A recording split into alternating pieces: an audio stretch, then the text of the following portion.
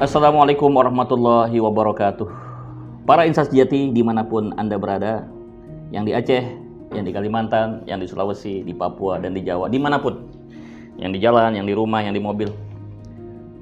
Hari ini kita melanjutkan materi yang sangat penting sekali, materi yang sangat happening, mental health.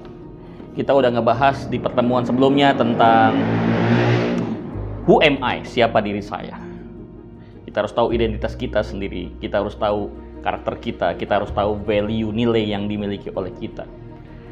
Kita juga sudah ngebahas tentang mendeteksi kepribadian kita berdasarkan golongan darah, berdasarkan gerakan tangan, berdasarkan warna. Warnamu bisa menentukan kepribadian. Nah, hari ini saya mau membahas tentang apa saja lapisan-lapisan yang bisa menghambat diri kita untuk sukses. Mau yang di karir, mau yang di bisnis. Kenapa bisnis kita mandek? Kenapa karir kita mentok? Bukan karena kita nggak bisa, bukan karena kita tuh nggak bagus, tapi karena ada lapisan-lapisan yang menyelimuti kepribadian kita sehingga nggak maju gitu. Nah, si selimut ini, si lapisan ini mesti dibongkar satu persatu, mesti dibuang dan disingkirkan. Selama masih ada di dalam diri kita, dia akan selalu mengganggu dan merusak ya, kemajuan yang kita ingin bangun. Secara umum ada 4. Saya membahas secara mendalam. 2 saya bahas di seri ini, dan 2 lagi saya akan bahas di seri berikutnya. Jadi bayangkan saja, ini ada sosok seseorang. Sesungguhnya dia adalah orang yang bagus, orang yang hebat, asetnya luar biasa, potensinya juga hebat. Tapi kenapa dia nggak bisa maju? Kenapa dia mentok? Karena di dalam dirinya ada lapisan-lapisan tadi. Nah, kita mau buka nih lapisannya satu persatu. Saya biasa menyebut dengan istilah 4M.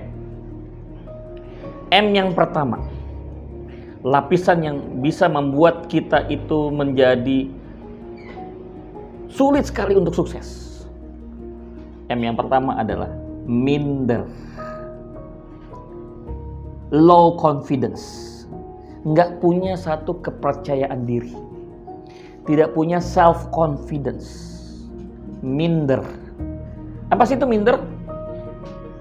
Dia itu memandang dirinya rendah. Ketika Anda melakukan underestimate, merendahkan diri Anda sendiri, disitulah muncul yang namanya benih-benih keminderan. Tapi bisa juga minder itu datang dari overestimate. Kita menganggap orang lain itu lebih hebat dari kita. Karena kita memandang orang lain lebih hebat dari kita, sehingga kita melihat diri kita tuh jadi lebih kecil gitu. Jadi bisa 2 kemungkinan. Kita underestimate sama diri kita sendiri, atau kita melihat orang lain itu terlalu besar. Walaupun sebenarnya tidak sebesar yang kita bayangkan. Kita akan lihat dari 2 sisi ini. Yang pertama adalah underestimate. Kita seringkali mengecil-ngecilkan diri kita. Padahal Allah Subhanahu wa Ta'ala sudah menciptakan kita tuh dengan satu penciptaan yang luar biasa loh. Kok kenapa kita tuh ngecil-ngecilin diri kita gitu? Padahal ini udah luar biasa diciptakan oleh Allah Subhanahu wa Ta'ala. Nah, kapan minder itu bisa terjadi? Banyak sebab.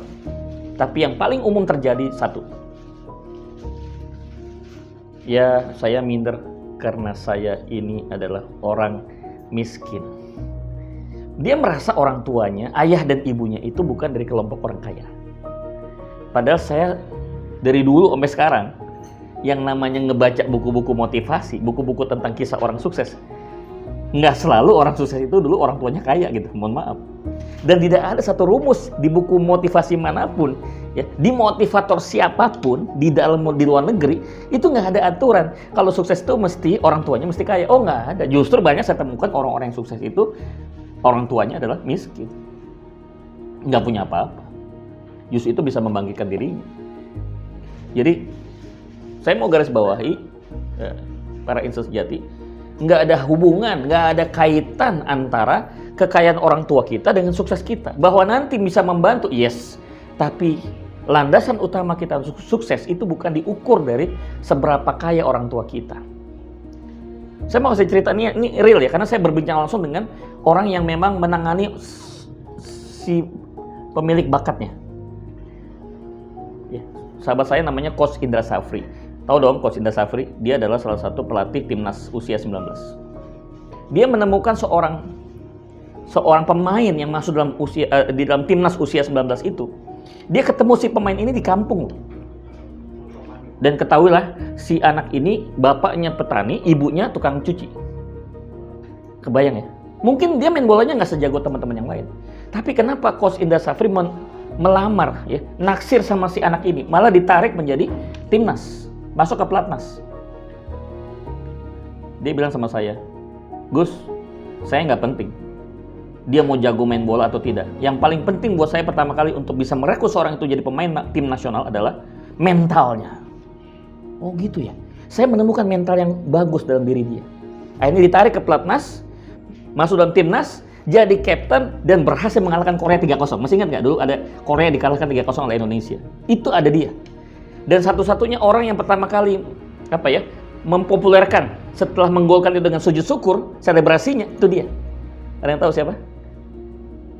Andik Firmansyah. Andik Firmansyah. Bapaknya petani, ibunya tukang cuci. Apakah alasan itu menjadi dia tidak sukses? Oh tidak, dia sekarang sukses. Salah satu pemain termahal di Indonesia adalah dia. Andik Firmansyah. Dia sekarang dipakai di kesebelasan luar negeri. Saya menunjukkan pada Anda bahwa tidak selalu ada hubungan antara sukses itu dengan orang tua mesti kaya. Satu. Kalau itu yang membuat Anda minder, Anda nggak punya alasan. Yang kedua, ya saya minder, Gus, karena saya nggak pendidikan tinggi.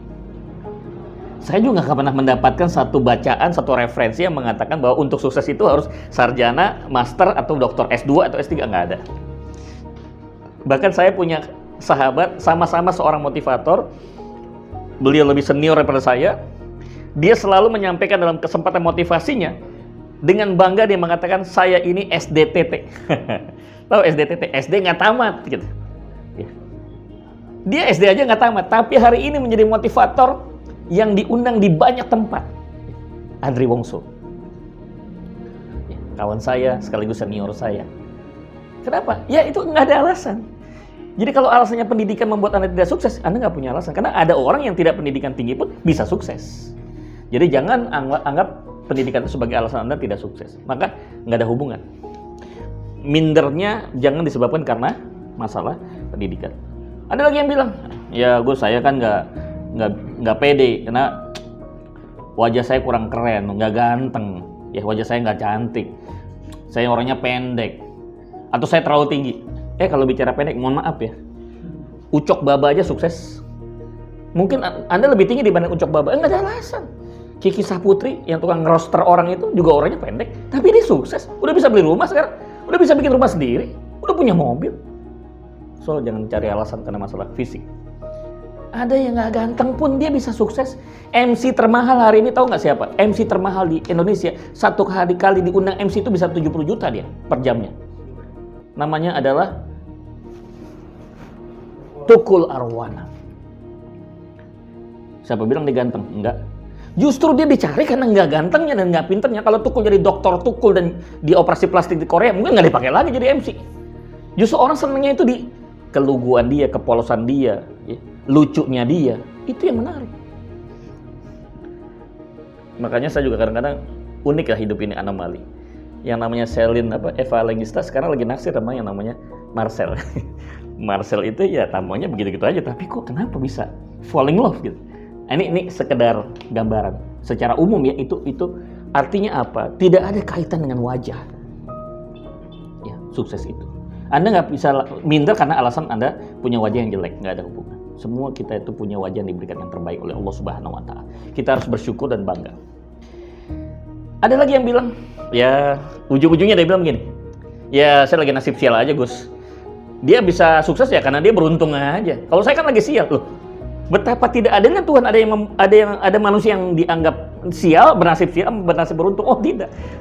Beruntung dan sial itu bukan urusannya semata-mata hanya Tuhan. Allah itu akan mentakdirkan Anda sukses kalau Anda mau sukses. Manjada wajada kata Nabi. Siapa yang cari dia pasti dapat. Ana 'inda 'abdi dzannibi kata Allah dalam hadis qudsi. Aku berada pada sangkaan hambaku. Jadi kalau hambaku berpikir sukses, aku takdirkan sukses. Jadi yang bikin gak sukses itu dirinya sendiri. Jangan salahkan Tuhan dong. Gak ada hubungan. Oke, jadi underestimate nggak ada hubungan dengan masalah pendidikan, kekayaan orang tua, kemudian fisik, ya, atau keberuntungan, tidak.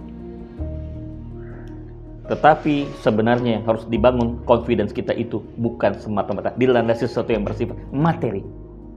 Saya mau kutip surat Al-Imran ayat 139, sebelah kiri paling bawah. Wala tahinu wala tahzanu wa antumul a'launa in kuntum mu'minin. Ini Masya Allah, ini ayat bikin saya merinding juga. Jangan takut, jangan berduka cita, jangan pesimis. Kamu itu paling tinggi derajatnya. Ada kata-kata, kapan kita dikatakan itu derajatnya tinggi dan mulia? Ketika kita punya satu keimanan. Antumul a'launa in kuntum mu'min. Jadi sebenarnya yang harus bikin kita pede itu bukan masalah harta, yang bikin kita pede itu bukan masalah orang tua, bukan masalah jabatan, bukan masalah pendidikan, tetapi yang bikin kita pede itu adalah apa? Keimanan. Jadi harusnya kalau makin beriman, makin kita punya confidence.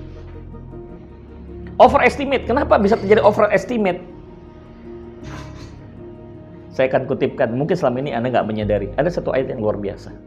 Alladzi yuwaswisu fi sudurin nas. Ingat, ada setan yang memberikan was-was kepada kita. Kadang-kadang setan tuh bisa mengemas sesuatu itu lebih dari hebat daripada yang Anda bayangkan. Padahal sebenarnya nggak seperti itu juga. Ya. Jadi maksudnya jangan overestimate. Kalau kita ada masalah, jangan masalah itu dibesar-besarkan. Mungkin masalah itu sederhana, tapi kita aja yang bikin jadi rumit gitu. Masalah itu sederhana. Yang bikin jadi berat itu apa? Setan. Nah, kalau setan udah intervensi dalam hidup kita, tugas kita apa? A'udzubillahi minasyaitonirrajim. Aku berlindung kepada Allah dari godaan setan. Jadi kita harus punya isti'adzah. Berlindung kepada Allah dari godaan setan. Karena setan itu tukang provokasi. Setan itu suka bikin hoax. Ya, suka hiperbolik. Dia suka ngelebihin aja. Padahal sebenarnya nggak seberapa. Dibikin berat aja, padahal sebenarnya ringan. Dalam situasi seperti itu, pesan saya segera ta'awuz. A'udzubillahi minasyaitonir rajim. Dekatkan diri kita kepada Allah, zikir kepada Allah Subhanahu wa taala. Insya Allah kita jadi dapat kekuatan, setan lemah. Pada saat setan lemah, kita nggak lagi overestimate, kita akan lebih confident menghadapi semuanya. Satu, lapisan pertama kita udah bongkar, kita sisihkan, nggak ada lagi alasan kita tidak confident.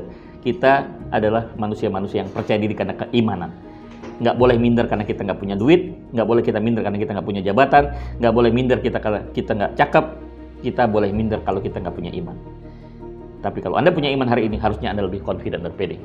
M yang kedua adalah merasa gagal. Tahu nggak kenapa kita gagal dalam bisnis? Tahu nggak kenapa kita mentok dalam karir? Karena Anda sudah menciptakannya sendiri. Kayaknya bisnis gue bakal bangkrut nih. Kayaknya bisnis gue bakal terpuruk nih.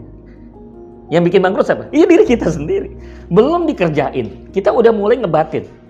Wah, kayaknya nggak bagus nih, lokasinya nih kayaknya kurang menurut Feng Shui, kayaknya kurang bagus nih gitu. Nggak, kerjain aja dulu. Dari mana kita tahu kita bakal rugi dan bakal untung kalau kita nggak kerjain? Bisnis itu bisa naik bisa turun biasa. Jadi mesti dicoba, dipraktekkan langsung. Nggak boleh kita berasumsi, beranggapan ini dan itu, apalagi yang negatif. Oke? Jadi jangan merasa gagal. Ya. Kalau kita sudah merasa gagal, kita sudah menciptakan kegagalan itu sendiri. Bismillah, kerjain aja. Fa iza azamta fatawakkal 'ala Allah. Kalau kita udah berazam, sudah tekad, udah kerjain aja. Buka bisnis. Nah, kalau rugi ya kita harus pikirkan gimana caranya supaya kerugiannya tidak terlalu besar, kita bisa tambahkan keuntungan di bidang lain. Gitu. Itulah nikmatnya dalam berbisnis. Ini nggak ada bisnis yang untung terus, pasti ada untung dan rugi. Tugas kita adalah memastikan ruginya sesedikit mungkin, untungnya dibanyakin, kan gitu. Nggak ada bisnis yang nol rugi, nggak ada. Pasti ada rugi. Kecuali satu, tijaratan tabur. Kita berbisnis dengan Allah, nggak ada ruginya. Ya, itu yang hebatnya. Jadi merasa gagal jangan sampai juga. Ini merupakan juga lapisan yang membuat kita menjadi tidak sukses. Bikin jadi tekanan batin kita. Aduh, teman-teman seusia gue udah pada punya mobil ya, udah pada mulai nyicil rumah ya, udah ada yang punya pasangan, dikit lagi mau diundang pernikahan. Kok gue gini-gini aja ya gitu. Masalahnya adalah Anda sudah merasa gagal. Sudahkah mencoba? Kan belum. Ya. Coba, kerjakan, konsisten, sabar, nanti ketemu hasilnya. Fokus pada proses. Nggak ada yang instan dalam hidup ini, semua harus ada proses. Anda lahir aja kan nggak bisa langsung salto kan, pasti apa? Tengkurap dulu, duduk dulu, ya. belajar berdiri, jalan, baru lompat ya. Nggak bisa bayi lahir langsung lompat, ibunya yang pingsan gitu. Ya, mesti belajar dulu, ada proses. Sama, kita berbisnis juga begitu. Kita berkarya juga begitu, kita studi juga begitu. Nikmati prosesnya, Anda akan dapatkan hasilnya. 2 saya udah jelaskan. Yang pertama, hati-hati dengan masalah minder. Yang kedua, merasa gagal. 2M saya akan bahas pada pertemuan berikutnya. Sukses itu penting, menjadi bahagia jauh lebih sukses. Wassalamualaikum warahmatullahi wabarakatuh.